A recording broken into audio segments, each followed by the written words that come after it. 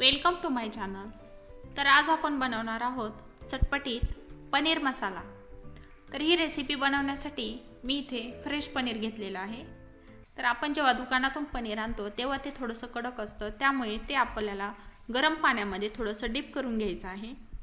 आता ते बाहेर काढून आपल्याला त्याचे छोटे छोटे पीस करून घ्यायचे आहेत। तर पनीर बनवण्यासाठी मी इथे काजू भिजत घातलेले आहेत। त्याचप्रमाणे टोमॅटोच्या काही फोडी घेतलेल्या आहेत, कांदा, लसूण, हळद, लाल तिखट, पनीर मसाला, धने पावडर, कोथिंबीर, तमालपत्र, अद्रक, त्याचप्रमाणे मिरी, लवंग आणि दालचिनी। तर हेही काही खडे मसाले किंवा कोरडे मसाले वापरलेले आहेत। आता पनीरचे छोटे छोटे पीस करून घेतलेले आहेत। तर आपण जे टोमॅटो, कांदा, लसूण, अद्रक, तमालपत्र हे सर्व साहित्य आपल्याला थोडंसं तेलामध्ये छान असं परतून घ्यायचं आहे। तर आपण नेहमीप्रमाणे टोमॅटोची प्युरी न करता जर ह्या वेगळ्या पद्धतीने जर आपण पनीर बनवलं तर ते अतिशय टेस्टी, हॉटेलपेक्षाही चविष्ट असं लागतं। आता मी इथे कढईमध्ये थोडंसं तेल टाकून हे सर्व साहित्य छान असं परतून घेत आहे। लसूण, थोडासा कांदा आणि टोमॅटो परतल्यानंतर वरून आपल्याला नंतर लसूण टाकायचा आहे। त्याला जास्त परतण्याची गरज नसते, तो कच्चा टाकला तरी छान लागतो, पण मी इथे थोडासा परतून घेतलेला आहे। आता आपल्याला हे गुलाबीसर होईपर्यंत सर्व साहित्य परतून घ्यायचं आहे।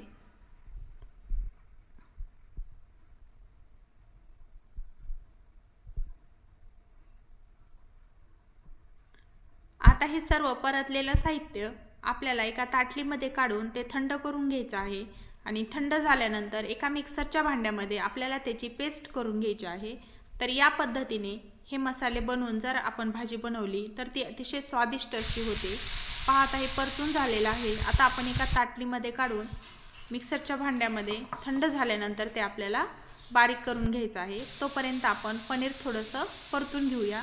तेलामध्ये मी थोडंसं ते परतून घेतलेलं आहे आणि इकडे टोमॅटो, कांदाही आता थंड झालेला आहे। अद्रक, लसूण, कोथिंबीर हे सर्व साहित्य आपल्याला मिक्सरला फिरून घ्यायचं आहे।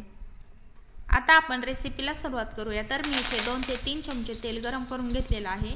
त्याच्यामध्ये कढीपत्ता, जिरे, मोहरी हे चांगलं तडतडल्यानंतर आपण जी पेस्ट करून घेतलेली आहे टोमॅटो, कांदा, ती आपल्याला त्याच्यामध्ये छान परतून घ्यायची आहे। आपण जितकी ही पेस्ट परतून घेऊ किंवा हे वाटण परतून घेऊ तितकी आपल्या भाजीची ग्रेव्ही ही स्वादिष्ट होते, चविष्ट होते। तर आता तेल सुटत आलेलं आहे। तेल सुटेपर्यंत आपल्याला हे सर्व वाटण छान असं परतून घ्यायचं आहे। कमी गॅस करून सावकाश परतून घ्यायचं आहे।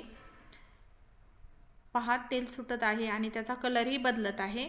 आता आपल्याला या वाटणामध्ये हळद पावडर, चवीपुरतं मीठ,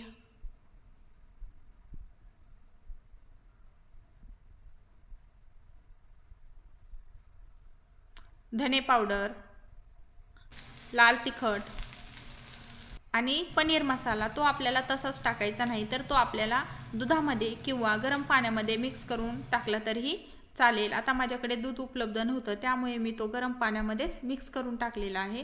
तर याच्यामुळे सुद्धा ग्रेव्ही अतिशय छान होते आणि भाजी स्वादिष्ट होते, चविष्ट होते। आता आपल्याला हे मसाल्यामध्ये छान असं परतून घ्यायचं आहे। पाहता ग्रेव्हीला छान असा कलर आलेला आहे। आता जे परतून घेतलेले आपले पनीरचे तुकडे आहेत ते आपण त्याच्यामध्ये टाकूया आणि भाजी जर जास्त घट्ट वाटत असेल तर तुम्ही त्याच्यामध्ये पाणी टाकू शकता। आता इथे मी जे पनीर आपण गरम पाण्यामध्ये बुडवून घेतलं होतं तेच पाणी मी इथे वापरलेलं आहे, त्यामुळे भाजीला अजून छान अशी टेस्ट येते। पहा, पनीर बुडवलेलं पाणी तेच मी इथे भाजीसाठी वापरलेलं आहे।